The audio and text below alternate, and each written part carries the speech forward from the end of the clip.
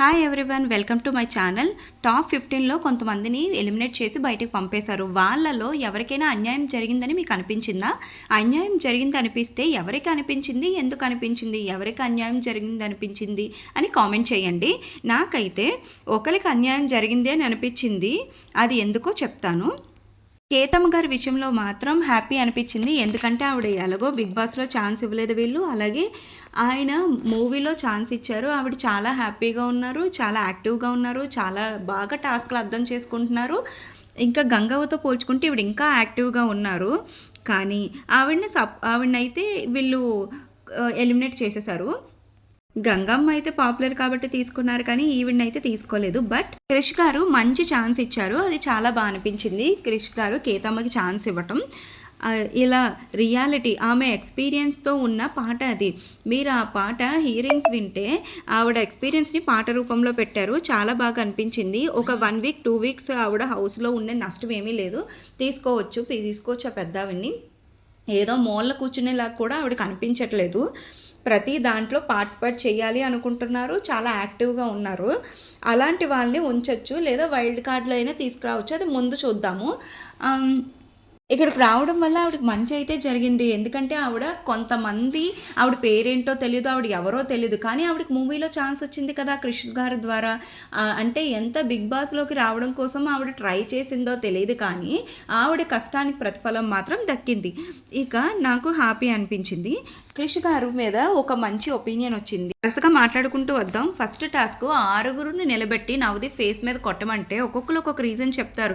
నువ్వు కొడితే, నా మొహం మీద కొడితే నువ్వు వెళ్ళి గోల్డెన్ సీట్లో కూర్చుంటావు, నీకు డేర్ ఆర్ డై టాస్క్ అంటే వాళ్ళకి డేరు వద్దు డై కావాలంటారేంటి?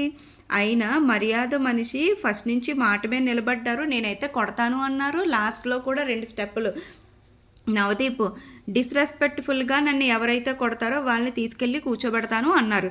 అన్నప్పుడు కూడా మహేష్ గారు వచ్చి 2 స్టెప్పులు ముందుకొచ్చి ఆయనకి టాప్ 15లో వెళ్ళడానికి అన్ని రకాలుగా అర్హత ఉంది.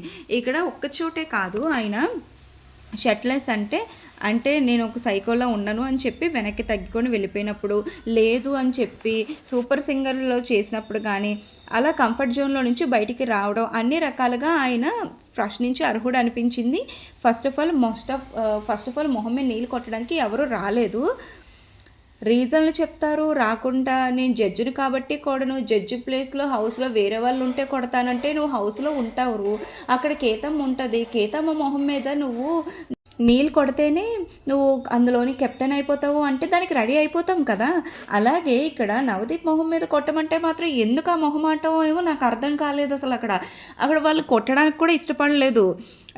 అక్కడ ఎవరైనా డేర్ చేస్తే చక్కగా వెళ్ళిపోతారు కదా, వాళ్ళు ఎందుకు అలా ఆలోచించలేదు. ముందు బిగ్ బాస్ హౌస్లోకి వెళ్ళాలంటే ఇది దాటాలి, ఇది దాటితేనే కదా బిగ్ బాస్లోకి వెళ్తారు. నీకు చిన్న సింపుల్ టాస్క్ ఇచ్చి మొహమే నీరు కొట్టమంటే నాకు మోరల్స్ ఒప్పుకోదు, నా మనస్సాక్షి ఒప్పుకోదని పిచ్చి ఆన్సర్స్ ఇచ్చారు అక్కడ. మర్యాద మనీష్ అన్న ఆయన చాలా తెలివైన ఆయన లాజిక్ని బాగా అర్థం చేసుకున్నాడు. కొడతానన్నాడు, దానికి అబ్జెక్ట్ నువ్వు కొట్టాడనుకో నీకు రివర్స్లో రెడ్ ఇవ్వను, నేను నిన్ను సెలెక్ట్ చేయను అంటాడు. అది బెదిరింపులు ఎందుకు? అక్కడ ఇచ్చిన టాస్క్ని ఆ మర్యాద మనీష్ అన్న ఆయన చేస్తానని ముందుకు వచ్చాడు కదా, అలా బెదిరించకూడదు కదా. ఆయన ప్లేస్లో అభిజిత్ ఉన్నాడు అనుకో, అభిజిత్ ఖచ్చితంగా కొడతాడు కదా. అక్కడ ఏం డేర్ అనేది ఇచ్చినప్పుడు ఆయన ముందుకు వచ్చాడు. సో ఆయన వచ్చినందుకు మనం అప్రిషియేట్ చేయాలంటే ఆయనకి అంత కసి ఉంది బిగ్ బాస్లో వెళ్ళడానికి. ఇదేనా నీ మోరల్స్, నేను అది చెప్పావు ఈరోజు ఇది చెప్పావని చెప్పేసి ఆయన్ని అలా రకరకాలుగా అన్నారు. ఆయన తెలివైనాడు కాబట్టి ఈ సిచ్యువేషన్లో ఇదే చెయ్యాలి. ఆయన తెలివైనోళ్ళు కాబట్టి ఇలా ముందుకు కూడా అంతమందిలో వచ్చారు. మర్యాద మహేష్ చేయడం కరెక్ట్ అని అనిపించింది నాకు. మీకు కూడా అనిపించిందంటే కామెంట్ చేయండి. మిగిలిన వాళ్ళందరూ బెదిరించడాలు, మీకు మోరల్స్ లేవా? సింగర్ శ్రీతేజ అప్పుడు మోరల్స్ అన్నావు కదా, ఇప్పుడు లేవంటున్నావు, మరి ఇప్పుడు ఏమైంది? తన ప్రాపర్గా ఆడాడు కాబట్టి వెళ్ళి టాప్ 15లో కూర్చున్నాడు. శ్రీతేజ టాటా బాయ్ బాయ్ చెప్పేశాడు. మీ మైండ్ ఏ టైంలో ఎలా యూజ్ చేస్తాం అనేది కూడా ఇంపార్టెంట్ బిగ్ బాస్లో. సో అక్కడ మనం కాన్స్టెంట్గా మనం తెలివితేటలు అన్నీ పెట్టి మనం ఆడాలి. ఆ టాస్క్ ఇచ్చారంటే ఆ టాస్క్ని ఎలా అయినా కంప్లీట్ చేయాలి. ఇప్పుడు నువ్వు కోపంలో జడ్జిని నీకేమైనా రెడ్డిచ్చాడని కోపంలో వెళ్ళి కొట్టావనుకో, అది తప్పు. ఇది టాస్క్ ఆడమంటున్నారు కాబట్టి అందులో ఆడచ్చు, తప్పలేదు. నాకు ఏ రకంగా చూసినా మర్యాద మహేష్ అన్నాడు కరెక్ట్ అనిపించాడు. నెక్స్ట్ అనేసి ఈయన ఒరిజినాలిటీ నాకు కనిపించింది. ఆయన సింగర్ అంటుంది నేను జడ్జి కాబట్టి కొట్టను, హౌస్లో అయితే కొడతాను. ఎందుకు అవన్నీ? అవన్నీ అనవసరమైన రీజన్స్ అవి. అసలు అలా అనకూడదు. అలాంటి వాళ్ళు ఎలిమినేట్ అయినా పెద్ద పట్టించుకోవాల్సిన అవసరం లేదు. ఆల్రెడీ ఒక ఛాన్స్ వచ్చింది, ఆ ఛాన్స్లో మిస్ అయ్యావు. ఆ ఛాన్స్ మిస్ అయినప్పుడు మళ్ళీ ఇంకో ఛాన్స్ వచ్చినప్పుడు అది యూటిలైజ్ చేసుకోవాలి. కానీ దాన్ని కూడా నా నా వాల్యూస్ ఇవి, నా మనస్తత్వం ఇది అంటే అది రాంగ్. నెక్స్ట్ వచ్చేసి సెకండ్ స్క్వేర్. ఈ టాస్క్ ఊర్మిళ చాలా బాగా ఆడింది. అండ్ ఆ బిగ్ బాస్ అగ్ని పరీక్ష ఆ హార్ట్ వేసి చాలా నీట్గా రాసింది. చాలా షాక్ అయ్యింది. ఈ పక్క ఆయన పేరేంటి, నాగా గారు, ఆయన బాగా ఊగిపోతూ చాలా ఏదో ఎక్స్ట్రాలు చేశాడు. వీళ్ళిద్దరిలో కృషి గారికి ఆ ఊర్మిళ గెలవాలి అని చెప్పేసి ఆ టాస్క్లో ఎవరు గెలిచారు? ఊర్మిళ గెలిచింది. ఇప్పుడు ఈ మొహం మీద నీళ్లు పోసే టాస్క్ మనకి టెక్నికల్గా చూసుకుంటే ఎవరు గెలిచారు? మర్యాద మహేష్ గారు గెలిచారు. అలాగే టాప్ 15లో ఇచ్చారు. అండ్ ఈ టాస్క్లో కూడా నిజాయితీ వైపు నువ్వు వెళ్తున్నావు. సో ఫస్ట్ విన్నర్ని తీసుకోవాలి కదా, విన్నర్ తర్వాత నిజాయితీ కదా. సో ఫస్ట్ విన్నర్ని తీసుకోవాలి. అప్పుడు ఆ అమ్మాయి ఊర్మిళ విన్నర్ అని చెప్పి కృష్ణ గారు ఆల్రెడీ అనౌన్స్ చేస్తే నువ్వేమో జడ్జి గారుగా కూర్చోబెట్టారు. నువ్వేమో తన్ని తీసుకోకుండా నువ్వు తర్వాత డెసిజన్ తీసుకుంటాము, కృషి గారి మాట వినము అంటే మరి కృషి గారిని ఎందుకు పిలిచినట్టు అక్కడికి జడ్జ్ చేయమని? మీ డెసిషన్ మీకు చెప్పాలి అన్నప్పుడు మీరు ఎవరైతే జడ్జి బాగా చెప్పగలరు అనుకుంటున్నారో వాళ్ళనే పిలవాలి కదా. అక్కడ అమ్మాయి విన్ అయిందంటే ముందు నాగా గారిని కూడా ఆయన నిజాయితీ నచ్చి ఆయనకి పంపాలనుకుంటే పంపండి, వేరే రకంగా అయినా. కానీ ఫస్ట్ అయితే విన్ అయిన వారికి ఛాన్స్ ఇవ్వకుండా విన్ అయిన వారిని బయటకు తోసేసి విన్ కాని వాళ్ళని లోపల ఉంచడం అనేది కరెక్ట్ కాదు కదా. కృషి గారిని జడ్జిగా కూర్చోబెట్టినప్పుడు ఆయన మాటకి విలువ ఇవ్వాలి కదా. అక్కడ విన్నర్గా అనౌన్స్ చేశారు కదా, అది మానేసి నీ నిజాయితీ నచ్చింది, నువ్వు చెప్పకుండా అయినా దొంగాట ఆడొచ్చు, ఓకే నీకు నచ్చింది నిజాయితీ. అక్కడ ఆల్రెడీ వేరే వాళ్ళు టాస్క్ ఏమి ఇచ్చారంటే లాంటి టాస్క్ మాత్రం ఒకటి ఉంది. ఆ టాస్క్ని బట్టి మాత్రమే మిమ్మల్ని సెలెక్ట్ చేస్తాం. శ్రీముఖి సెకండ్ ఛాన్స్ దొరకని వాళ్ళందరినీ రమ్మన్నది. సెకండ్ ఛాన్స్ ఎవరైతే దొరకలేదో వాళ్ళందరినీ రమ్మంటే వచ్చి మీ ఫోన్స్ని తీసుకొని రండి. మీ ఫోన్ తీసుకొచ్చిన తర్వాత ఫోన్ పగలగొట్టాలి అని చెప్పారు. ఫోన్ పగలగొట్టాలి అని చెప్పినప్పుడు అందరూ ఫోన్స్ తీసుకొని వచ్చినప్పుడు అక్కడ సుత్తులు కూడా పట్టుకొచ్చారు. ఆ సుత్తులతో ఎవరైతే ఫోన్ని పగలగొడతారో ఆ పగలగొట్టి వాళ్ళు ఆ టాస్క్ గెలిచినట్టు వాళ్ళు గోల్డెన్ ఇక్కడ గెలవచ్చుపోవచ్చు. అక్కడ అబ్జర్వ్ చేసి మీ పర్ఫార్మెన్స్ బేస్ మీద చేస్తాము అని చెప్పాడు. అక్కడ చెయ్యమని గట్టిగా అనట్లేదు. అక్కడ చెయ్యకపోయినా అది ఎందుకు చేయకూడదు అనేది రీజన్ గట్టిగా చెప్పాలి. ఈ టాస్క్ గెలిస్తేనే నువ్వు జనాలు ఓటేస్తారా, ఈ టాస్క్లో ఇంప్రెస్ చేస్తే జనాలు ఓటేస్తారా అనేది మనం అబ్జర్వ్ చేయాలి. ఫోన్ పగలగొట్టడం ఎంతసేపు? డబ్బులు ఉన్నాడు పగలగొడతాడు, డబ్బులు లేనోడు ఏం చేస్తాడు? వాడికి అదే ప్రపంచం కదా. అంటే మళ్ళీ డబ్బులు పెట్టి అంత కష్టపడి కొనాలంటే అవ్వదు.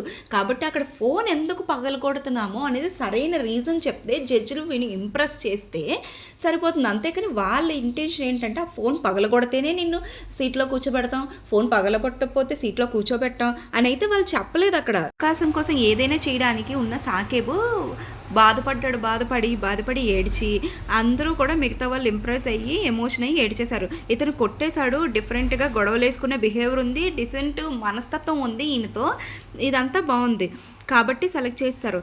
ఇక్కడ నాకు నచ్చిన పాయింట్ ఏంటంటే జడ్జిమెంట్లో ఓకే, కానీ జడ్జిమెంట్ ఓకే కానీ నచ్చింది ఒకటి నిఖితా ఫోను ఊరికే పక్కన పెట్టేసింది. అది వదిలేయచ్చు కదా, ఛాన్స్ ఇవ్వలేనప్పుడు మళ్ళీ కవర్లు వేసి గట్టిగా కొట్టించారు. ఇది చాలా తప్పు అనిపించింది. ఇది ఆపర్చునిటీ కోసం ఆవిడ కూడా చేశారు. ఆవిడ కూడా ఫోన్లో జెన్యూన్గా ఉన్నారనిపించదు. సెలక్షన్ ప్రాసెస్లో ఇంకొక అన్ఫేర్ జరిగిందని అనిపించింది. కొంతమందికి అనిపించి ఉండొచ్చు. దాలియాని ఎందుకు సెలెక్ట్ చేశారు? 100% దాలియా ఏం చేయలేదు, అన్ఫేర్గానే అనిపిస్తుంది. ఆవిడ పర్ఫార్మెన్స్ పరంగానైతే ఆవిడ సెలెక్ట్ చేయకూడదు యాజ్ ఆఫ్ నో. కానీ ఇక్కడ మనం అబ్జర్వ్ చేయాల్సిన విషయం ఏమిటంటే నిన్న టాస్క్లో మనం ఏం చెప్పుకున్నాం? అన్ఫేర్ ఆడి దాలియాని ఓడించారు. సో దాలియాతో అన్ఫేర్ ఆడి గెలిచారు. 2 రౌండ్లో ప్రియా శెట్టి గెలిచి వరుసగా గెలిచి ఉంటే దాలియా కూడా ఒక రౌండ్లో గెలిచి 1-1 ఈక్వల్గా ఉండేటప్పుడు 3rd రౌండ్లో ప్రియా శెట్టి వారు 2వ చైన్ వాడి అన్షెట్గా గెలిచినప్పుడు అక్కడ 4 జడ్జిలోని ఉంటే కళ్ళు మూసుకున్నారు కాబట్టి వాళ్ళు ఎవరు చూడలేదు. అది రెక్టిఫై చేయడానికి ఇచ్చారేమో అనిపించింది. నిన్న చేసిన తప్పుని సరిదిద్దుకున్నారా అనిపించింది. ఇక్కడ నిన్న చెప్పిన తప్పును సర్దిద్దుకొని ఈవిడికి ఇచ్చారు, మిగతా వాళ్ళకి ఎందుకు ఇవ్వలేదు అని అనుకోవచ్చు. మిగతా వాళ్ళ అంత బిహేవియర్ అంత బిగ్ బాస్ సెట్లో ఏమీ లేదు ఎవరికి. ఇంక ఎవరికుంది చెప్పండి? మీరన్న ఊర్మిళకుందా? జనాల్లో ఊర్మిళకి అన్యాయం జరిగింది అంటున్నారు. ఊర్మిళ అక్కడ సెట్ అయ్యే బిహేవియర్ లేదు. 100% ఊర్మిళ రావడానికి దాలియాకి కంపేర్ చేస్తే దాలియా కూడా కొంచెం ఊర్మిళతో కంపేర్ చేస్తే దాలియాకి కొంచెం ఇంప్రెస్ చేసే స్వభావం అనిపించింది నాకు. సో అందుకే ఏదో చేశారు. ఇదేంటి బిగ్ బాస్ ఈ గందరగోళం అంతా జరిగింది. ఈ మా ఛానల్ కనుక మీకు నచ్చినట్టయితే ఇప్పుడే లైక్ చేయండి, సబ్స్క్రైబ్ చేయండి. Thank you for watching.